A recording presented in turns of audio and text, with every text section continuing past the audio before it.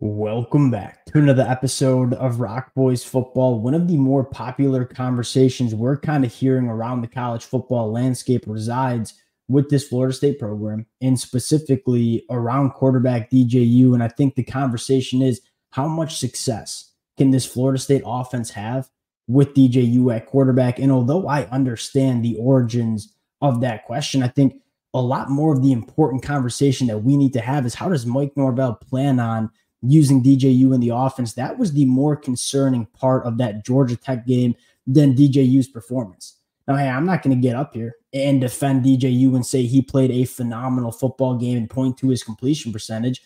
I think that conversation doesn't really matter that much. DJU didn't play a great football game, but I think the bigger problem was, Mike Norvell and this offensive coaching staff, they coached and treated DJU like he was a freshman quarterback that was his first career start.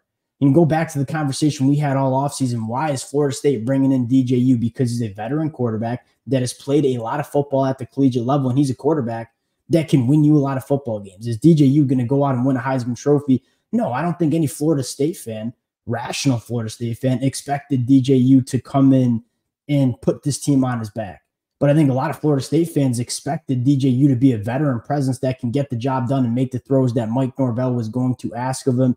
I think the biggest concern was Mike Norvell did not ask DJU to make really any high caliber throws in that football game. And the couple throws that Mike Norvell did ask him to make, DJU has to be better. Again, I think there's a blend where we're not necessarily defending DJU's performance on Saturday, but I think a lot more of the important conversation to have is Mike Norvell and this offensive coaching staff, they seem to have coached scared with DJU at the quarterback position. That's probably the biggest concern I have for Florida State moving forward. Want to get into, a couple of plays that we saw against Georgia Tech on Saturday that kind of highlights this point.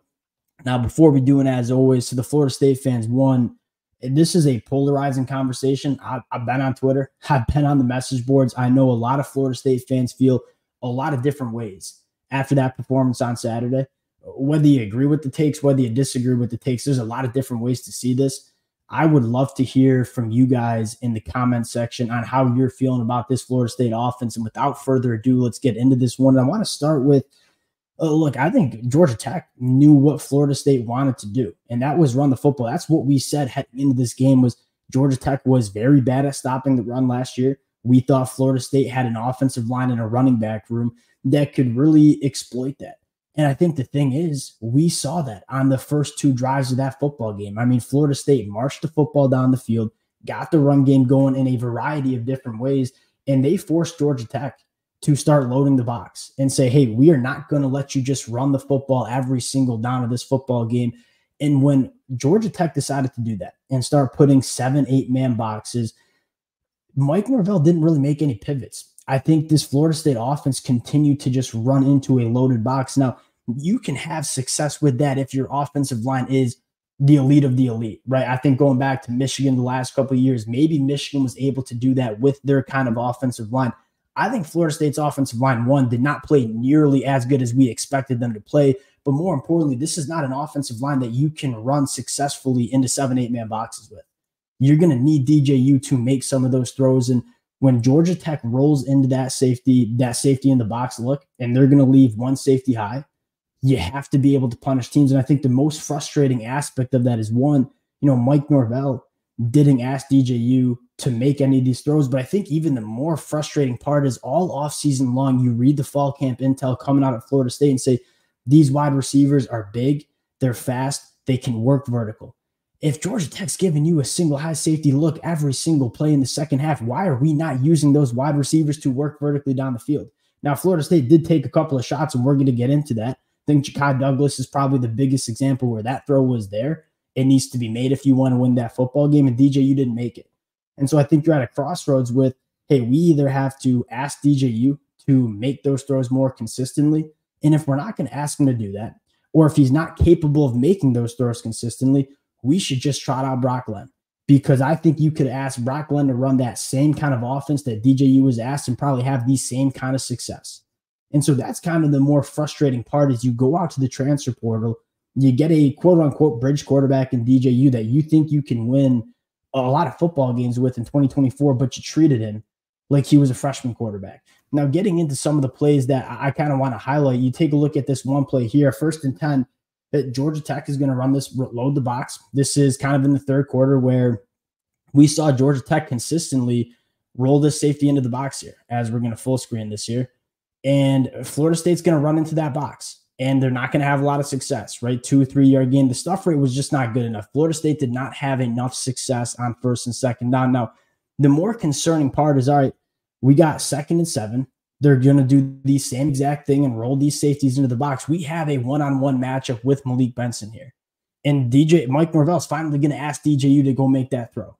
And DJU throws a non-competitive football, right? You roll this film right here. This is what you want, right? Single high safety. This safety has no chance at getting over to help with Malik Benson running that 9 route. You continue to roll the film.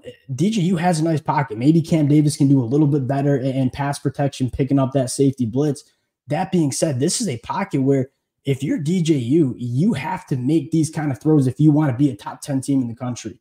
And I think the problem is here is, one, maybe Malik Benson can do a little bit better job creating separation, but more importantly, you got to give Malik Benson a chance to go up and make this play. He throws it out of bounds. Mike Norvell very rarely asked DJU to make that kind of throw. And when DJU was asked to make that throw to Malik Benson or to Ja'Kai Douglas, they didn't have success. DJU didn't make those throws. And so if you don't think DJU can make those throws, you should go with Brock Glenn. Because, again, I don't think you can win at a high level playing that kind of offense.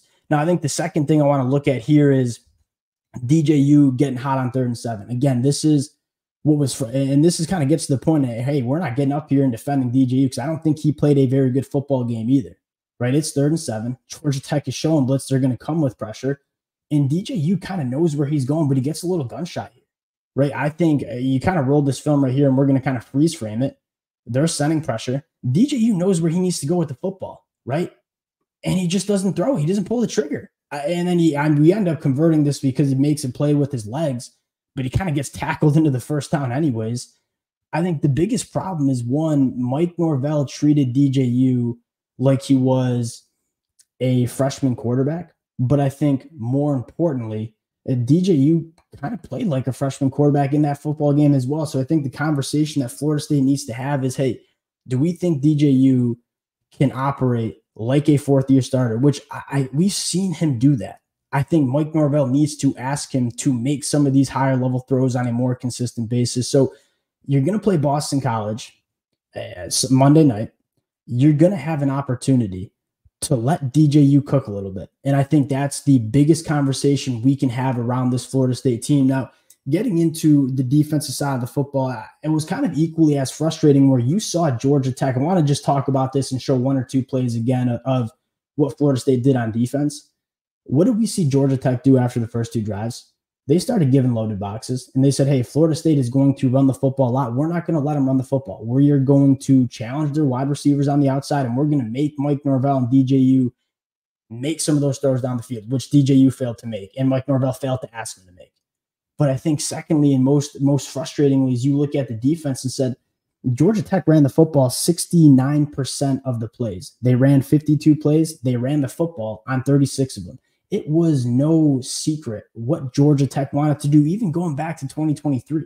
And Buster Faulkner called a phenomenal game, but what was even more frustrating is I thought they got out coached on defense as well. You know, Florida State has 2 elite cornerbacks in Fentrell Cypress and AZ Thomas. And we kind of said heading into the game, we are comfortable leaving those cornerbacks on islands if Georgia Tech wants to run the football. The most frustrating aspect was Florida State rarely loaded the box and tried to take away the run. And when they did, you go to some of the film, they had some success. You take a look at this play. This was the 2nd drive of the football game after Georgia Tech went down, ran the football, and scored.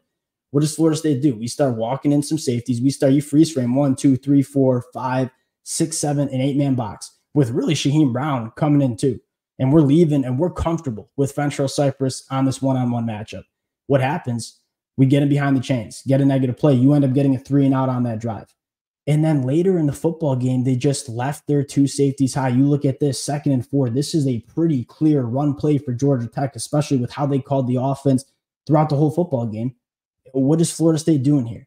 This is a 6-man box at best, and we're going to roll a tight end into this box too. Georgia Tech gets a hat on a hat, 2nd and 4, obvious run situation, and we're chunking for 20 yards.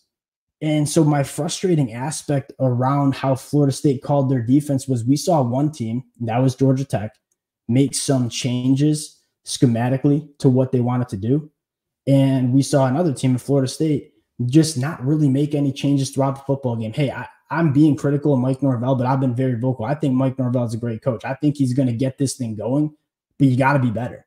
And I think when you have the combination of your players just not playing their best football game, missing tackles, and not executing the plays that we had, which certainly was the case, but then you have your coaches just not making the right adjustments in that football game. When you get bad play from your players and your coaches not having a good game, that's the recipe to lose by 3 week 0 in Ireland. And so going forward, and again, we said this in the game preview, Boston College is going to be a very similar matchup that Georgia Tech presented. I would like to see Florida State make some of those adjustments. If Boston College wants to run the football like Georgia Tech did, which we expect them to do with a quarterback like Thomas Castellanos, I would like to see Florida State load the box and challenge Boston College to push the ball down the field on some elite cornerbacks. You like those matchups. And then on the offensive side of the football, if Boston College is going to roll their safeties into the box, which we expect them to do against Florida State, Mike Norvell needs to ask DJU to make those throws more, and DJU's got to make the throws.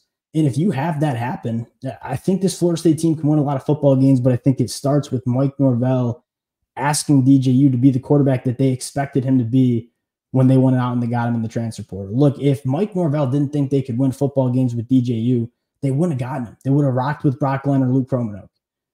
You got to treat DJU like the quarterback you thought he was. I think that's kind of where you cut this conversation. Again, Florida State fans would really love to hear from you guys in the comment section. I think it's an interesting conversation of, it's not necessarily the blame game, but you look at that performance, obviously not good enough. I think the blame is kind of shared. The players got to be better, but I think the coaching staff has to be better as well. We'll see if they can rebound against Boston College. Florida State Power Hour every single Tuesday, 2 p.m. So we'll look at the Boston College game at this time next week. Appreciate you guys rocking with the fellas. If you guys do enjoy the content, consider subscribing to the channel. Appreciate you guys, and we'll talk to y'all later.